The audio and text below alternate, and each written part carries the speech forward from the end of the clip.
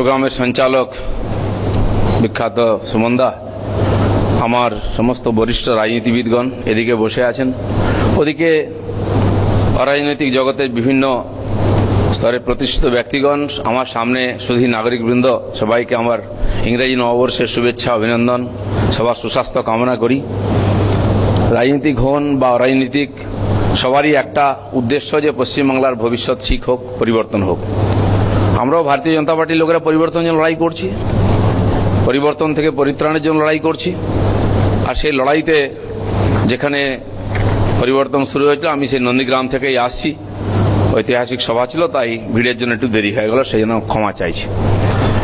আজকে যে আঙ্গিকে আলোচনা সভা রাখা হয়েছে, স্বাভাবিক, নির্বাচন শীর্ষ প্রান্তে, আর তাই প্রস্তুতিও শুরু হয়ে গেছে। জল হাওয়া গরম হচ্ছে, যা যা অভিযোগ অনুযোগ হচ্ছে অনেকটা সত্যও বটে। কিভাবে হবে, কে করবে, সেই আমি ফিজিক্যালি ছিলাম না, কিছুটা ভার্চুয়ালি শুনছিলাম, বা সুমনদা যেটা বললেন, সুমনদা, সেটাও কিছুটা বটেই। সাধারণত আমাদের বিরুদ্ধে খুব বেশি নতুন অভিযোগ তারা করতে পারেন এই জন্য যে আমরা কোনোদিন এখানে ক্ষমতায় ছিলাম না। আর যারা এখানে বসে আছেন বিভিন্ন পার্টির প্রতিনিধি, তাদের বিরুদ্ধে বলার আমাদের অনেক কিছুই থাকে, কিন্তু তারা সুযোগ পেয়েও সদ্ব্যবহার করতে পারেননি। আমার যারা বসে আছেন এখানে, তারা রাজনীতি আমার চেয়ে অনেক পুরনো, বরিষ্ঠ, বিভিন্ন পদে আসীন ছিলেন, দেখেছেন গণতন্ত্রকে পাশ থেকে, সংসদীয় গণতন্ত্রকেও দেখেছেন। সেই জন্য তাদের প্রতি প্রত্যাশাও মানুষের বেশি ছিল, কিন্তু তারা প্রত্যাশা পূরণ করতে পারেননি। তাই অনেকে বিদায় নিতে হয়েছে, অনেকে বিদায়ের রাস্তায় চলেছেন। আমার খুব মজা লাগে যখন সুজনদা মাঝে মধ্যে বলেন আমরা নাকি ভয়ঙ্কর বাঙালি বিদ্বেষী। আমি সুজনদাকে সাজেশন দেবো, আমরা কতটা বাঙালি বিদ্বেষী এটা গবেষণা না করে এটা গবেষণা করুন যে আপনার এত বাঙালি প্রীতি থাকা সত্ত্বেও মানুষ কেন আপনাদের বাংলা থেকে বিদায় করেছে। আমরা ছোটবেলায় বা যখন কাছাকাছি এলেন তখন একটা স্লোগান শুনতাম, হাত হাতুড়ি কাস্তে তারা, এবার হয়ে বাংলা ছাড়া। এটা যে আমার জীবনে দেখতে হবে আমি কিন্তু ভাবিনি, কিন্তু এটা বাস্তবে পরিণত হয়েছে।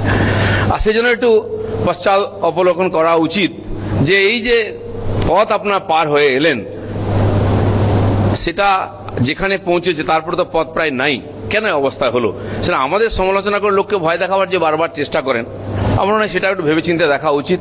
বাকি আজকে যারা ক্ষমতায় আছেন তাদের সম্বন্ধে আমার না বলাই ভালো।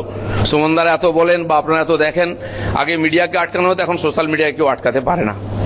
ভুল হোক ঠিক হোক, খবর তো আসে, আমরা জানতে পারি, সেটা আমাদের কষ্টটা কমে গেছে। কিন্তু আমরা যে উদ্দেশ্যে বাংলার পরিবর্তনের জন্য সংকল্প করেছি, আমি সেটা লোকের কাছে বলতে চাই। সেটা হচ্ছে যে পশ্চিমবাংলাকে কোথায় নিয়ে যেতে চাই, আজকে কোথায় এসেছে। এগিয়ে বাংলা বলে আমাদের মুখ্যমন্ত্রী প্রায় বলেন, কিসে এগিয়ে বাংলা? মানুষ নিজে নমিনেশন করতে পারে না, নিজের ভোট দিতে পারে না। আমরা কি একটু আশা করতে পারি না বাঙালিরা যে আমরা গণতন্ত্রের অধিকারে কমপক্ষে নিজের ভোটটা দেবো, ভোট কেন্দ্রে পৌঁছবো, জ্যান্ত ফিরে আসবো ভোট দিয়ে? সেই অধিকারটুকু আমাদের ছিনে নেওয়া হয়েছে। পশ্চিমবাংলায় আপনি কালী পুজোর চাঁদা দিন, আপনি দুর্গা পুজোর চাঁদা দিন, আপনি সরস্বতী পুজোর চাঁদা দিন, ইলেকট্রিক বিল দিন, কিন্তু ভোট দিতে পারবেন না। এই বিচিত্র গণতন্ত্র, আর এটা কেবলমাত্র এইখানেই পাওয়া যায়, অন্য কোথাও আপনি এই জিনিসের কোনো নমুনা পাবেন না বাংলা ছাড়া। এটা আমাদের দেখতে হচ্ছে। আর আজ নয়, এর কৃতিত্ব তিনটি পার্টির আছে। 75 সাল থেকে সিদ্ধার্থবাবু এই জিনিসটি শুরু করেছিলেন, সেটা একটা শিল্পের মর্যাদায় পর্যায়ে নিয়ে গেছেন। আজকে সুজনদাদের হাত দিয়ে যখন টিএমসির হাতে পৌঁছেছে, মোটামুটি গর্ব করার মতো গণতন্ত্র, যে আপনি ভোটের দিন কোনো কষ্ট করবেন না আপনি, কিন্তু সরকার আপনি নূতন পাবেন। পঞ্চায়েত ইলেকশনে 34% নমিনেশনই হলো না, কিন্তু দেখুন প্রধান হয়ে গেছে, বোর্ড হয়ে গেছে, পঞ্চায়েত চলছে। উন্নয়নের নামে টিএমসির লোকের বাড়ি 2তলা 3তলা হয়ে যাচ্ছে, গাড়ি বাড়ি সব হচ্ছে। এই বিচিত্র গণতন্ত্র কোথাও দেখতে পারেন। আমরা বিজেপির লোকেরা বলতে চাই, সারা ভারতবর্ষের যে গণতন্ত্র অধিকার নিয়ে মানুষ বেঁচে আছে, সেই গণতন্ত্র অধিকার এখানকার বাঙালিরা অনুভব করুক, উপভোগ করুক। সেই জন্য আমাদের লড়াই। আমাদের এখানকার মানুষ পড়াশোনা করার জন্য আমাদের ছেলেপুলেকে ব্যাঙ্গালোর যেতে হয়।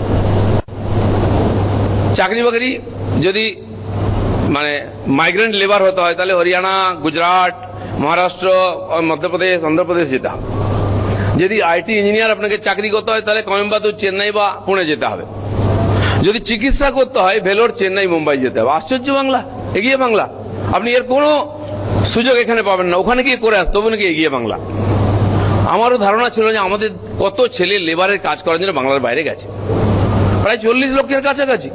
কিছু তথ্য দিচ্ছিলেন, কত সেটা সংখ্যা বলেননি সুজনদা, কত গুণ সেটা বলেছেন। এই যে গুণে হারে বেড়েছে, এটা কিন্তু তার কৃতিত্ব তারাও দাবি করতে পারেন। কলকারখানা বন্ধ করা কে শুরু করলো? চলবে না স্লোগান কে শুরু করলো? কেন্দ্র সরকার জবাব দাও, এই স্লোগান কে শুরু করেছিল? রাস্তায় নেমে ওনারাই শুরু করেছিলেন। আমাদের বর্তমান পার্টি সেটাকে একটা উচ্চ পর্যায়ে নিয়ে গেছে, বলে এর উপরে আর যাওয়া যায় না। তাই প্রায় 40 লক্ষ ছেলেকে বাংলার বাইরে থাকতে হলো পেটের জন্য। বাবা মা অসুস্থ হলে তাকে জল দিতে পারে না, ওষুধ দিতে পারে না। ছেলে বউর মুখ দেখার জন্য দুর্গাপূজা একবার বাড়ি আসার সুযোগ পায়, এবারে সেটাও দিদিমণি সুযোগ দেননি। কারণ যদি ওই কি বললেন করোনা স্পেশাল, শ্রমিক স্পেশাল নয় করোনা স্পেশাল, ওটা যদি চালাতে হয় কয়েক লক্ষ লোক বাড়ি চলে এলে মাঝখানে করে মিছিল বার করবে, দিদিমণি চাকরি দাও, দিদিমণি রেশন দাও। ঝামেলার মধ্যে না যাই ভালো, ওরা ওখানে থাকুক, যেভাবে থাকুক, আমরা তো পাঠাইনি। আপনি চাকরি দিতে পারবেন না, বাইরে যাবে, ফিরতেও তো দেবেন না। আশ্চর্য গণতন্ত্র। এই পরিস্থিতি তৈরি হয়েছে কেন? এর পরিত্রাণের জন্য আমরা লড়াই করছি। হতে পারি আমরা সাম্প্রদায়িক, হতে পারি আমরা স্বৈরতান্ত্রিক, কিন্তু এই যে স্বৈরতন্ত্র পশ্চিম বাংলায়, এর কোনো জবাব নেই। এই ধরনের স্বৈরতান্ত্রিক আমাদের পশ্চিমবাংলাতে কল্পনাও করতে পারেনি। শত শত মানুষ প্রাণ দিয়েছিল এখানে গণতন্ত্র ফিরিয়ে আনে, স্বাধীনতা ফিরিয়ে আনার জন্য, যে বাংলার মানুষ যাতে মাথা উঁচু করে বুক টান করে নিঃশ্বাস নিতে পারে, নিজের মতো করে রাজনীতি করতে পারে, বাঁচতে পারে। তার যে এই পরিণতি হবে এখানে এসে, একজন শাড়ি পরা হিটলারের হাতে আমাদের পড়তে হবে, আমার মনে হয় এটা কেউ কল্পনাও করতে পারেনি। তিনি আবার গণতান্ত্রিক অধিকারের কথা বলেন। সেদিন একজন তাদের বরিষ্ঠ নেতা প্রেস কনফারেন্সে বলছিলেন গণতন্ত্র ফিরিয়ে আনবেন। গেল কোথায় সেটা? গণতান্ত্রিক অধিকার ফিরিয়ে দেবেন, গণতন্ত্র টিএমসি লোকের হাতে? আমি টিএমসি যখন নেতাকে জিজ্ঞেস গণতন্ত্র কি ভাই, বলে সেটা তো কোনোদিন শুনিনি, খায় না মাখে গণতন্ত্র। যে পার্টির মধ্যে গণতন্ত্র নাই সে আবার লোককে গণতন্ত্র দেবে। আমি অবাক হয়ে যাচ্ছি কোথা থেকে গণতন্ত্র আনবেন। এই যে গণতন্ত্রহীনতা 50 বছর ধরে আমরা অনুভব করছি, আমার মনে হয় গণতন্ত্র যদি হঠাৎ আমরা পাই আমরা পাগল হয়ে যাব। এই যে প্রজন্ম এখানে বসে আছেন, 2-1 জনকে বাদ দিলে গণতন্ত্র কি তারা চোখে দেখেননি। তারা শোনেন সরকার পরিবর্তন হয়, কিন্তু আমাদের কোনো রোল থাকে না তাতে। এই ধরনের গণতন্ত্র যেটা রাশিয়াতে করেছিলেন এনাদের মাস্তুত পিস্তুত ভাইরা সুজনদাদের, ভোট হবে, একজনই দাঁড়াবে, তাকেই ভোট, এটাই নাকি গণতন্ত্র। চীন এখনো করে, আমি জানি না তারা সুযোগ পেলে সেটা চালু করতেন কিনা, কিন্তু সেই সুযোগটা এখানকার লোক দেয়নি। এই ধরনের স্বৈরাচারী মানসিকতা, আর সেই স্বৈরাচার কতদূর হতে পারে তার বিরুদ্ধে সমালোচনাও করা যাবে না, তাহলে মেরে আপনার গাছে টাঙিয়ে দেওয়া হবে। আমফানের সময় বা লকডাউনের সময় রেশন এলো, চুরি হয়ে গেল সম্পূর্ণভাবে গরিব মানুষের পেটের অন্নটা। আমফানের টাকা এলো, চুরি হয়ে গেল। কিভাবে লুট হয়েছে?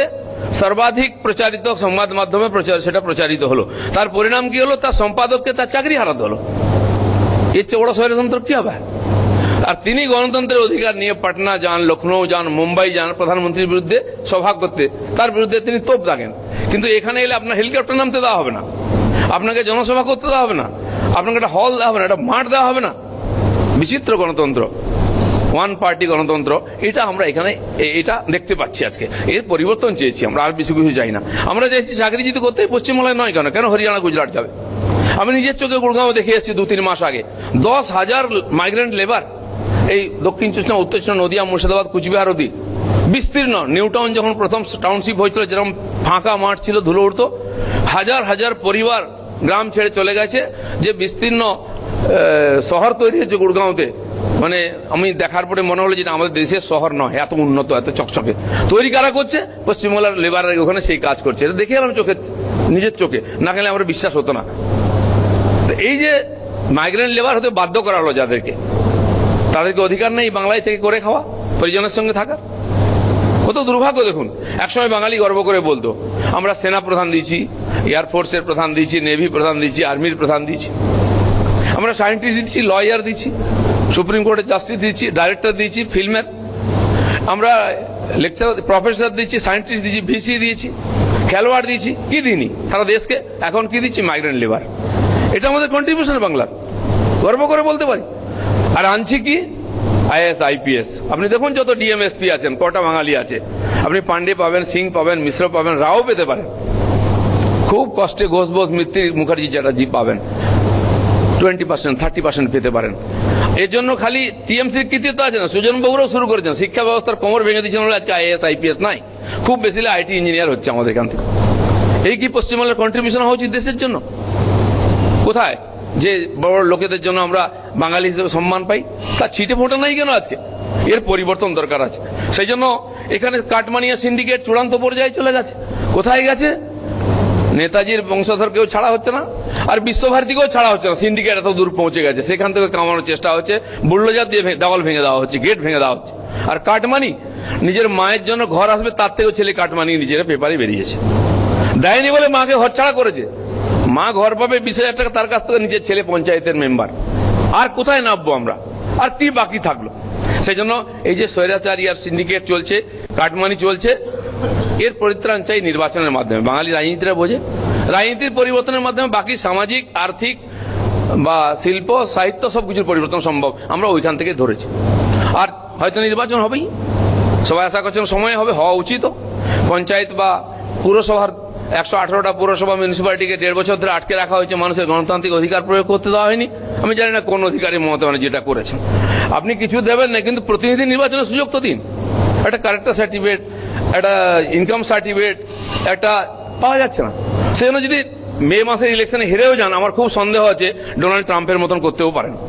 বলবেন আমি হোয়াইট হাউস ছাড়বো না, আমি নবান্ন ছাড়বো না, হতেও পারে। গদি আটকে রাখতে পারেন, লোকজন ঢুকিয়ে দিয়ে দখল করতে পারেন। মার্কাটও তো গুলি খেয়ে গিয়ে 5 জন মারা গেছে, এখানে পঞ্চায়েতে 13 জন মারা গেছে, তার বেশি সংখ্যাও হতে পারে। নির্বাচন হলেই হারজিত মেনে নিতে হবে। কে বলেছে? কোন ব্যাটারে তো সাহস আমাকে বলছে হেরে গেছে ছেড়ে দাও? আমার মনে হয় তারও সেই দৃশ্য দেখার জন্য প্রস্তুত থাকুন। হারার পরেও নবান্ন না ছাড়বেন, সেই ঘটনা ঘটতে পারে। ধন্যবাদ। ধন্যবাদ দিলীপ দা। দিলীপ দা শুরুতেই বলেছেন, আমি নিশ্চিন্ত হয়েছি যে এখানে সবার সুস্বাস্থ্য কামনা করেছেন। সাধারণভাবে গ্রামের ভাষণ দিতে গেলে মঞ্চের ওপর থেকে দিলীপ দা কাউকে না কাউকে পেটানোর কথা বলেন।